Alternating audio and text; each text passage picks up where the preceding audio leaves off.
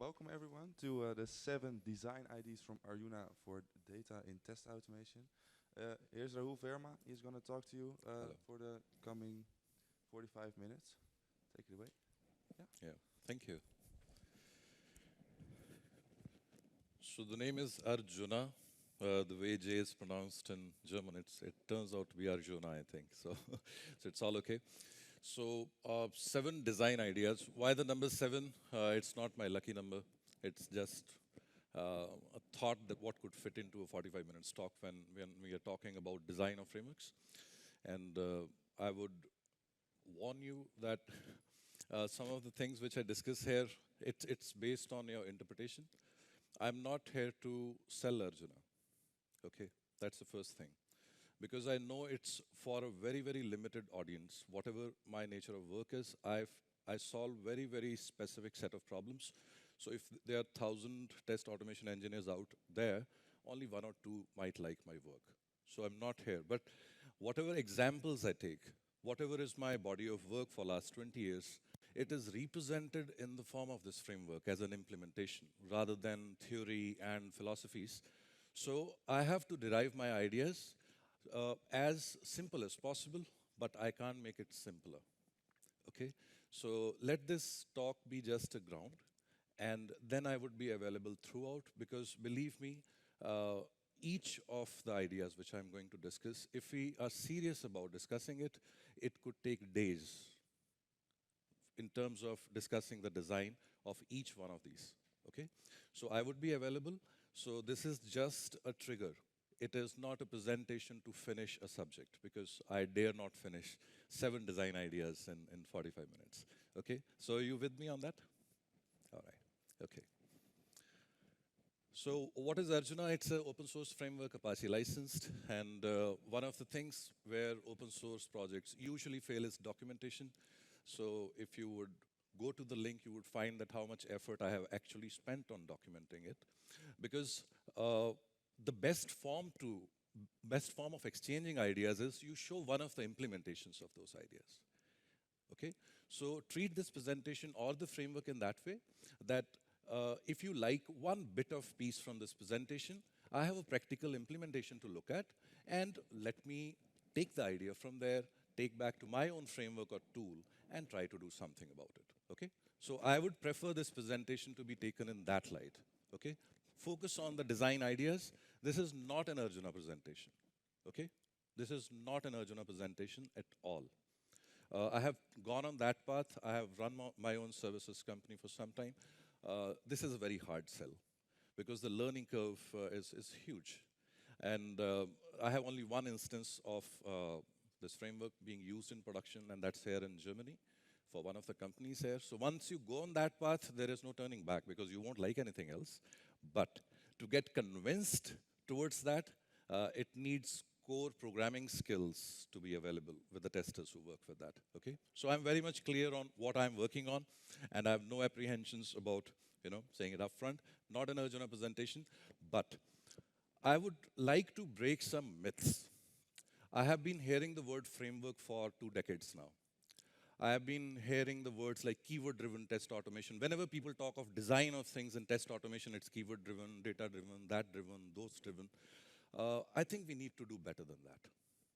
On one side, when we say that automation should be treated like devs' work, developers' work, but if our ideas are age-old, a keyword-driven framework, a demo of that can be done in 10 minutes on stage. So let's not keep talking about age-old ideas. Let this presentation be a trigger that we need to rethink about what we mean by test automation. We all acknowledge that it's getting complex. So how do we solve today's complexity with 2-decade-old ideas? We cannot, okay? So names are not important, whatever. I just give names to concepts so that I can relate to them. You can call them anything, okay? I just hope that each one of you would pick up at least one of these 7 and try to do something about that, okay? Let's get started. First thing, whenever we talk of data to test automation engineers, they suddenly come up with the phrase data-driven testing. Data means data-driven testing to test automation engineers, as even those who are framework designers. Data in test automation is not just data-driven testing. Data-driven testing is one design, single design, okay? And because you're all possibly aware of that, we'll start with that. Design idea number one, data-driven testing. Polymorph. Let the data sources take multiple forms. The reason we are not able to do justice to data-driven testing in existing test automation frameworks is because for this we pick a library which is very deeply tied to the engine or the test automation engine we are trying to use. And we are limited by, we don't really go through the object-oriented design of that library. We just know it supports files, it supports, let's say, that file, this file, and that's it. And we say it's framework design. But if you pick up the thread on your own, study about something called polymorphism, study about interfaces, mutability, immutability, pick a design patterns book, and then you would be able to do something like this. I've tried to put the thing simply rather than, all code on screen. That the concept is you want the test to be driven. What is the technical meaning of data-driven testing? There is data outside of the test in whatever representable form you want to put it, in the form of files or services, static, dynamic, whatever you want to call it. And then there is an architectural component in the test automation engine which reads this data, and typically it's a loop. So this loop is run. One record is taken from this data source and fed into the test. So you see the data flow is outside in. Keep this in mind. Keep this in mind. This is a critical point. Whenever we have to call something as driven, the control is always outside in. Then it is driving. It's not asking, it's pushing. That's the crux of data-driven. So a loop is run. In each iteration, one record is taken, fed to the test, and typically good frameworks would report the results of each iteration separately along with the data which was used for that particular iteration. A feature which is missing in 99 out of 100 frameworks out there. You just get the totality of results at the end that 100 records were used. But which of them passed? Which of them failed? Which exact data was used for a particular iteration is missing in the reports. So when you design a framework or when you pick a test engine, keep this in mind that each data record being pushed to the test should be reported separately. Arjuna does that, but the underlying engine which Arjuna uses is PyTest. So this capability is not Arjuna's capability. It's the capability of PyTest as an engine. So you can forget Arjuna. You can still pick up PyTest or an equivalent framework in your own language because this is for Python. You can try to find a good engine which differentiates between records and reports. It would save you a lot of troubleshooting time. And when you design the framework, try to put an interface here. Polymorph, multiple forms, but the facade is same. If you do that, you would be able to play with data sources. And you would be able to add, tomorrow we talk of AI and ML, but are we really ready to take inputs from those AI and MLs? Or we would keep talking about them out of fear in conferences? We have to open the doors today. And the technical way of opening a door is always code to an interface, not to an implementation, the fundamental principle of programming. Always code to an interface. And the exact implementation or implementations in plurality could change at the back. So then you could have something like this. A practical example from Arjuna which follows this principle is this. Keep this example in mind and try to match it. This is the concept of many data sources. So a test which is driven by a record which is directly put there, or multiple records which are again coded there, or you have a data function which could generate dynamic data for you, or a class which has iterable design pattern implemented in it, or any kind of file, and those file formats could change. It could be a data service also. It could be data pulled in from AI, ML. This is extensibility. We say frameworks should be extensible. It's not a dialogue to be put in design. It's not a fancy buzzword. When you say framework is extensible, the foundation of that is code to an interface, not to an implementation. Okay? One design idea. I started with this because most of the people do use data-driven testing. I'll put another thing which is familiar to you. Design idea 2, configuration. We have heard about this word, configuration? Any test automation framework has a configuration, configuration, configuration. I have, as a consultant, reviewed some 90 plus frameworks spread across organizations. Configuration means a file to most test automation engineers. One file. It could be an XML file, a JSON file, a YAML file. It could be pulled from database. It is a file problem, key value pair. But believe me, as your needs become more and more complex and you talk of agile in the mix of test automation, you have multiple environments, first of all. Those environments have some common data and some different data, right? And then you need programmatic extensions to those configurations also. Whichever engine you pick up, whichever language you're working in, treat configuration as a tree problem. It's not a file problem. It's not a simple INI file that you read as key value pairs. So one of the simple design technique I can give you, okay, very high level. We can go into details of the presentation, okay? One of the things which you could do is like this. Have a framework level default within the body of your framework, whatever you're creating. And then you should have a project level overlap available. So this is like setting globals, okay? That each project, whenever you think of framework, you should think of it as a meta framework, a framework which enables you to create a framework of your own so that you're able to create a DSL, a domain-specific language. That's when we call it a generic framework. Arjuna is not a framework in which you take the framework and start, for example, automating. You first create your body of framework on top of that. I call such frameworks meta frameworks, okay? It's an enabler. It's not a solver, if you will. So then what you can do is, you can have your environment configurations represented in one set of files. You can have data, which is different sets of data, but somehow this is common across environments in another one. And you see that multiply symbol? Multiply them. Multiply them. It's very easy. It's a very simple logic. So for example, if you create 5 environments and 5 data configurations, your framework should auto-load these 25 configurations upfront. And in your code, you can refer to any of them. The second tip for you is, let them coexist. Let them coexist. All these 25, 30, 35 configurations should be available at runtime, all of them, but have a logic in place that only one of them is the default. And that default could be changed by name. I call that reference configuration. So if somebody is not mentioning the configuration name, it's that default, which typically is controlled via CLI option, right? So you said that. But if you want to play with a single logic with all 25 configurations, you should be able to. It's a tree problem.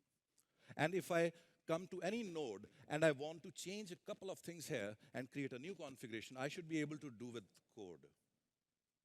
So theoretically, you can have 10,000 configurations at any point in time. Last and final tip, make a configuration immutable. Something which is missing across test automation frameworks. Typically, you have a mapping type. Mapping types are mutable. You have to explicitly use immutable mapping type. Once the configuration is created, it's a large global object. At runtime, if code is changing it from random points, how do you troubleshoot? Configurations, once created, must be immutable. Okay? And this one thing was missing across all those 90 frameworks. All those 90 frameworks. Okay? On one side, we are careful about one global variable. We should not create global variable. We were taught in programming. And on other side, we create objects which has 100 of those things, but we make them mutable. Okay? So let's focus on basic fundamentals that would result in great automation design. Okay? For that, you don't need Arjuna. You can take back to your body of work and try making these small changes. Okay? With these changes, it is very difficult to put that statement here because it would look like a lie. But the last framework which I reviewed and started bringing these changes had 97% reduction in code. Yeah. I can't put it here because everybody would. It is not even good for marketing, right? 97% reduction in code, 60 is chewable. 40 is digestible, 97 outlandish. But it's reality. It was a measured metric. With the same principle, in a dev library which I reviewed had a 40%, 45% reduction in code. Just the fundamentals. Just the fundamentals. Final tip for configuration. Build a query language. Build a query language, because one of the things which testers forget while designing frameworks is that it's not just the code which is going to access the value from a configuration. The second thing which you would need is, if you have a text file in which you want to parameterize, you would have placeholders, percentage, percentage, dollar, dollar, templating when you use. Even there you would need a reference to this. So if you build a query language, like c.x.y means I want a configuration value which is x.y, but if I say c.d1 underscore e1 dot user dot name, I mean give me this user dot name value from d1 underscore e1 configuration. It's like a 25 lines of code. Just 25, 30 lines of code in any language you pick up, but this simple query language would go a long way. Okay, one more tip. Make it case insensitive. Allow for underscore as well as dot, so somebody can refer it as user underscore name or user dot name. The moment you do that, tomorrow if your configuration format changes from XML to JSON, your code won't change. Okay? Simple things, very, very simple things about parsing. All right, design idea number 3, data references, a concept which is called data-driven testing across frameworks, wherever I checked. I explained to you the logic of driven. Driven is outside in. The framework itself is running a loop, running an iteration, and running the test, so the control is outside of the test. But when the test itself, in the body of the test, you're referring something, like give me this configuration value. This is not data driving. This is just data separation. So I technically draw a line between what is referring and what is driving. So when you refer data, I call them data references. But they are not to be confused with configuration, because configuration, keep it confined to simple key value pairs.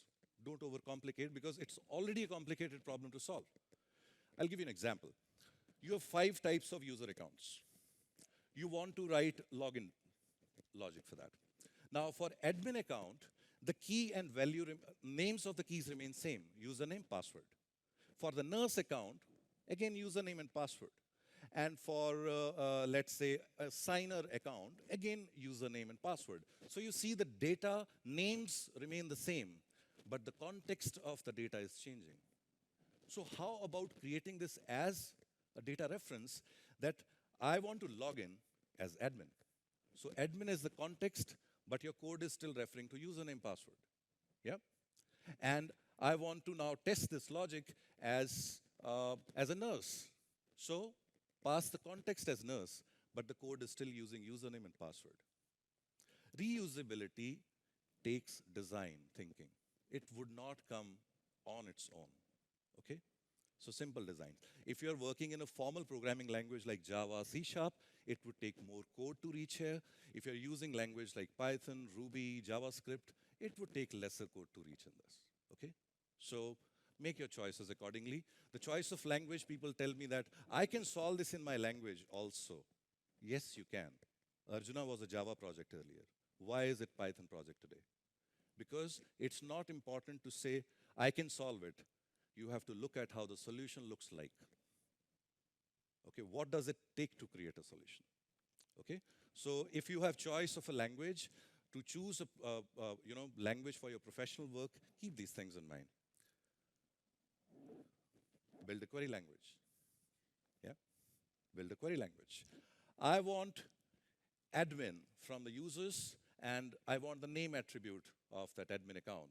And if I am using a template, the same thing could be put as a $, and placed there. I call them CLR globals in Arjuna. Okay, so of course there's something called arjuna.getConfig, arjuna.getReference, but they are so often used that I call them the magic functions, the CLR functions. So you can think something like this. And then you can have index references also. You have reusable tokens or tokens which expire after one use, once only use tokens. So this is a so first one is contextual data reference, I call it. The next one is indexed data reference. Sometimes you have like 100 of those things. You want random. You want first, you want last, you want the third entry. So those kind of data references can also be created and supported with the same query language. Design idea 4, localization. Technically, localized data is also a type of data reference, but because of the way web frameworks are built, usually the structure of data is represented in JSON, and it's better rather, you can build the logic out of data reference, but call it separately. I'll give you an example, in especially those in Europe who have like the application in French and German and things like that. Localization is the poorest implemented thing in test automation frameworks, okay? You can look at 100 frameworks, just travel around Europe and look at the data. This is always an afterthought, always. And localization testing is something which cannot be patched in at all. Once you've built the framework, you're done. It would need a rewrite. Keep this in mind, please, okay? So, build a query language. Build a query language. I want the localized name of last transfer from the data, the overall body of thing, in the error bucket. So what string would you get against this? You can have strict, non-strict kind of logic here, but this can be governed by a configuration setting which sets the locale, global locale. So whatever is the reference configuration at this point in time, let's say it's set to German, so this string would get replaced with the German version of this particular value. Or you could specify explicitly. And of course, if you're using it in template, you have been using in web automation, you're doing web automation. Think about all those times you were using an XPath which was text-based. You need to localize the XPath. So how many versions of those XPath have you been writing if you had 5 languages? With this design, 1. Because localizing an XPath has nothing to do with web automation. It's a localization problem. This is web identification problem. Separation of responsibilities. Once you build this logic, you can use it anywhere. You can use it at HTTP layer automation. You can use it in general feeding of, any kind of data-related stuff. You could use it anywhere. Yep. All right. I hope you're doing okay. There are more than 7 ideas which I could discuss, but I thought, okay. Yeah. Data spaces. These are problems which you have come across, but you never gave them a name. I just give them names. What are data spaces? Create hierarchical shared spaces for tests. I'll show you. You are facing this problem today, and you are solving it in some indirect way, most likely. But you see, this is how our tests are. You're typically groups of tests. Those groups have typically multiple modules, and those modules have multiple classes and then further functions or tests. Let's say this is a CRUD scenario. Create an object, read that object, update that object, delete that object. Yeah? How do you solve this problem without creating a global variable? That the pipeline is established only between these 4 tests. Nobody else is interfering. That's the problem of data spaces, or you could call it a data pipeline. I know in DevOps they use this word. I'm using this in data pipeline, the communication between tests. Find a way. And when you build the logic, you should build it in a way that if a test looks for data, it first looks in its own space. Do I have this? No. Does my module have this? No. Does my group have this?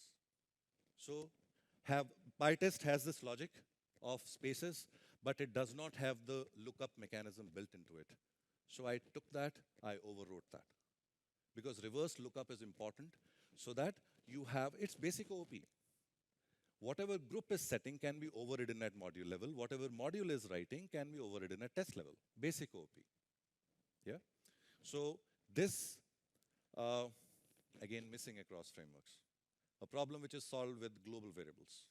Or people create files, or they put the entries in databases, SQLite kind of databases to solve this problem. It's a programmatically solvable problem, not a complex problem. 100 lines of code. 100 lines of code. But give it a thought. Okay? Design idea number 6, random data. What comes to your mind when we say random data? Integers? Numbers? Yeah.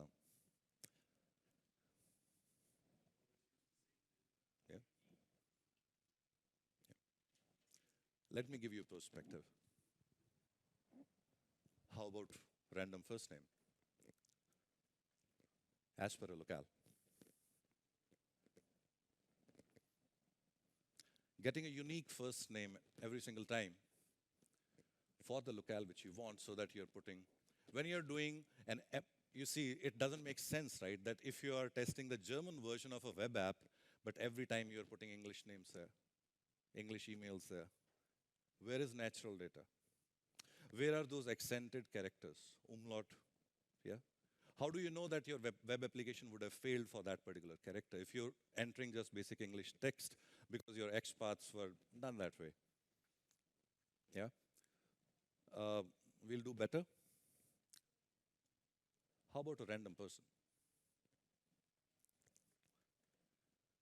So many times we fill addresses, financial data, yeah, date of birth and things. How about thinking of randomness as a personality, as the totality of things? That I am not generating a random number. I want to generate a random person. So this is an actual random generated, this is the output, okay? This is not the code which you've written. You just said random.person, and the framework gives you this, okay? But then, of course, the library could have its own rules. You don't like that. How come it has a feminine name, but the designation is Mr.? I don't like that, okay? Let me come to the final data design idea. Design idea number 7, data entities, with a very, very fancy sounding title, because I don't know how else to put it. There is something called meta programming. You can take a note of this word, go back to the programming language which you're working on if it supports it. Meta programming is program that generates programs. Meta class is a class which generates classes. You can write code in several programming languages where you can write class without ever writing the class syntax. Example? This is an actual example from Arjuna, but the underlying thing, the design thing here is meta programming from Python. So you see, I want to create a class, an entity called person. The age attribute of this person, whenever you create it, should be randomly generated between the values of 18 and 65. And country, assign always, each time an object of this class is created, if you create, once a person entity is created, and you create 1,000 persons, each time the calculation should be done, and the random country should be assigned to the object of this class. It's not class level, it's object level logic assigned to it, and name. Now here comes more complex rules. I have a very specific structure which this particular field asks, that it should be Ms. at the beginning and then generate a random first name, and that first name should be converted to an uppercase. And then generate a last name and two uppercase. This is example of handlers which you can assign to it, and then compose all of this data together by joining using the character which is space. Each time now, this entity, once created, it has a rule engine. Each time you create an object of this entity, the data which is populated in that particular object would be as per these rules. Think about how much code you would write in traditional object-oriented programming to achieve just this person logic. Now think if you have 50 entities like this, how much overriding and that traditional thinking, how much code you're going to write. Learn, if you are a framework designer, check the programming language which you're working on. It's not specific to Python. It's not specific to Arjuna, but this is the only case of meta programming in test automation world which I have seen so far. The only example. So please look at Arjuna code. This is 120 lines of code, which enables all of this. 120 lines of code. So I can point you to that file also. Go through the logic. It's not a big code. It's not a big code base, this thing. And then try to pick ideas from there and try to experiment in the tool or the language you're working on. If it enables metaprogramming, Java, no. C#, no, sorry. So if you're working in Ruby, Python, JavaScript, TypeScript kind of languages, possibly yes. Okay? With this, I would conclude the ideas thing. And at the framework level, don't complicate easy stuff. Everybody does that. The challenge, what differentiates a good framework from the roadside frameworks is what about the complex one? So I see that some of the tools which are sold in marketing brochures, they said record playback, this and that. It makes easy. Now you put that tool to a complex task. That's never shown in marketing brochures. And that's where those tools fail. Okay? When you build a framework, you can't make it simpler, but you have to make it approachable. The difficult problems should remain approachable. Keep that in mind. So have that kind of forward thinking when you're building frameworks. And thank you very much.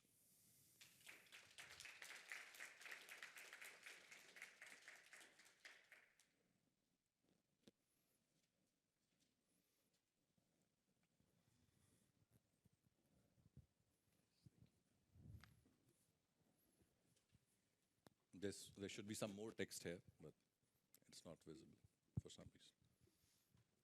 Okay, Rahul, thank you very much. I think it's time for questions now.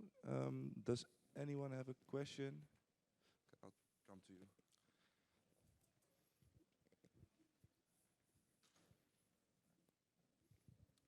Thanks for the presentation. How do you handle the data immutability with the data entities?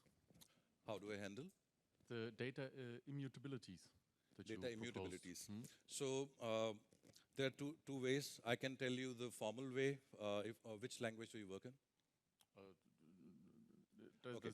So if you are working in a formal programming language like Java or C#, what you'll need to do is that there's a concept of interface which you will find there. So whenever you write the class, implement two interfaces there. One of them should be read-only. Basically, it means it doesn't expose the methods which can change the values. And then the second interface which it implements has all the methods.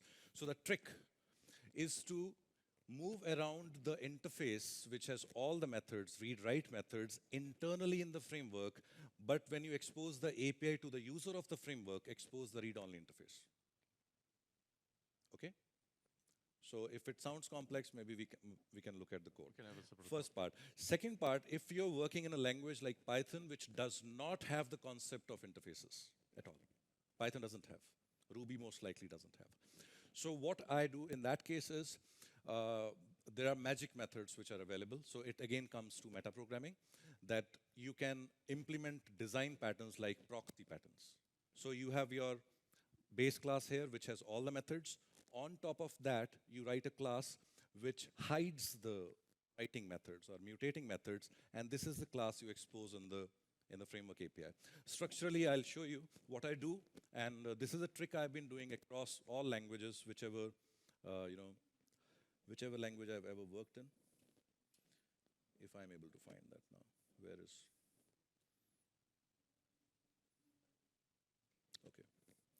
So what I do is that when I create any framework, I typically have a package called TPI. This is also a trick so that the burden of maintenance is reduced. So TPI is the package I document and I expose to the users of the framework. if you are not working with TPI and playing with the framework's internals, I don't take any guarantees of how quickly or how frequently it is going to change. I'm not going to document it. It's the internal architecture, not your concern. If you want to explore the framework, then you go there, but you go there with responsibility. TPI is guaranteed. Whenever there is a tester programming interface, it stands for tester programming interface, the users of the framework. Every time there's a change in any argument, there's addition, subtraction from TPI, it would be documented, it would be consulted, and only then released. So read-only interfaces are exposed in TPI, and write kind of interfaces, they are sort of private part of the library. Yeah. Longer answer would take a longer time, so we could. Yeah, sure. Other questions?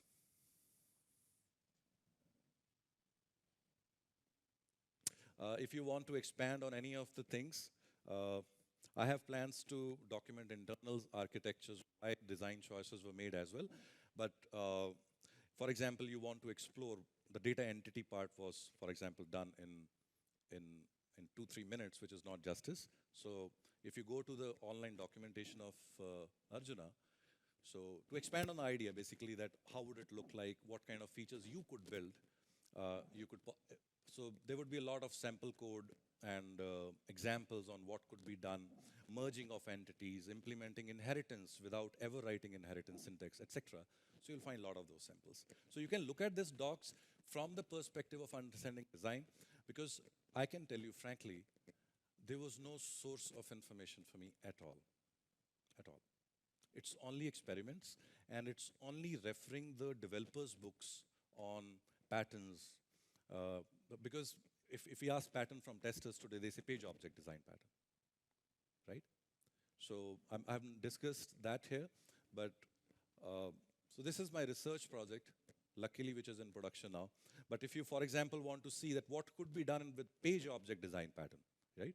Just go to this section in WebGUI automation, and you'll find that the implementation here is called the GUI app model. Yeah? And what all you could actually do with page object model, you would find it comprehensively explained here. Okay? And anytime you want to pick any idea from here, take it away, minus Arjuna, you want to try it in your own body of work, please reach out. I would be happy to assist you. Yeah, please.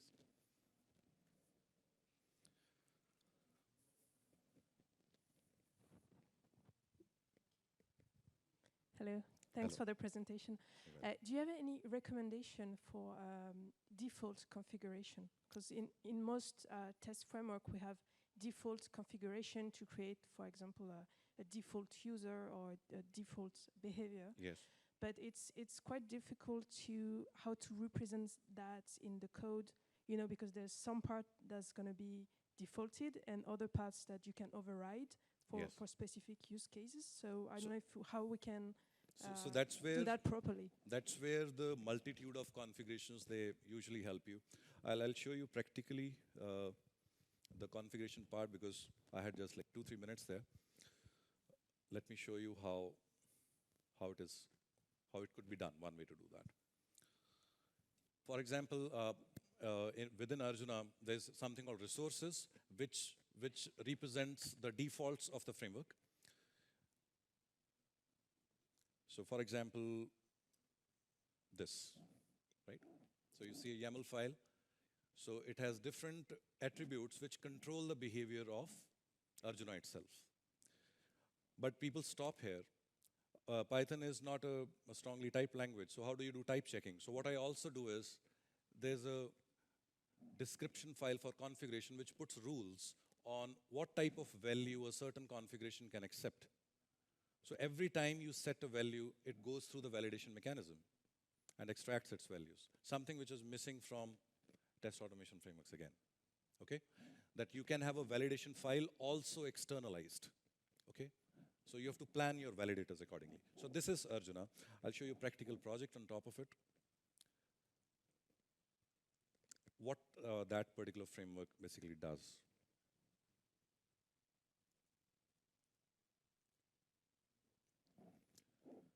Okay, so this is an actual framework built on top of Arjuna for a specific business context. So there what you'll find is,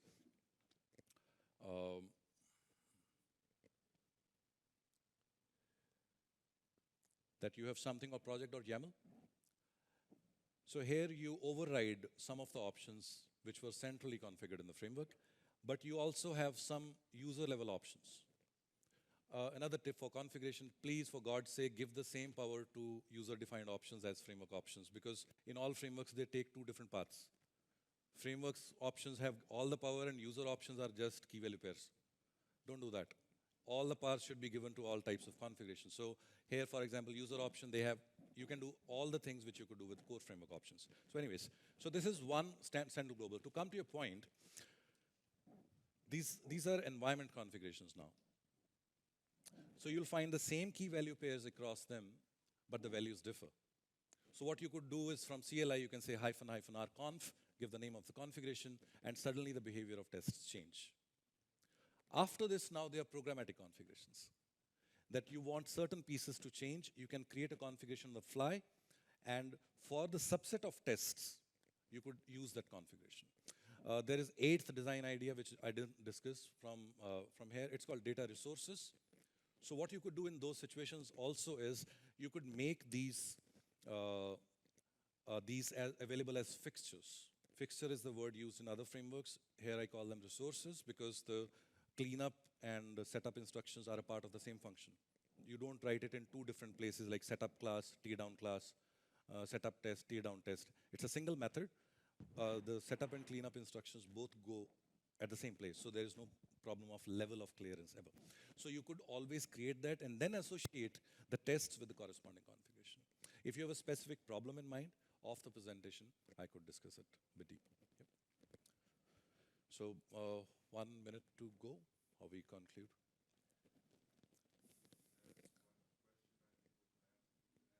Yeah.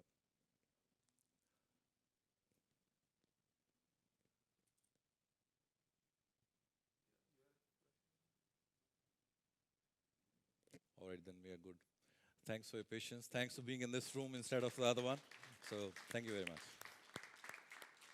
I'll be available throughout the conference, so you can catch hold of me anytime. Would be happy to discuss. Thank you very much.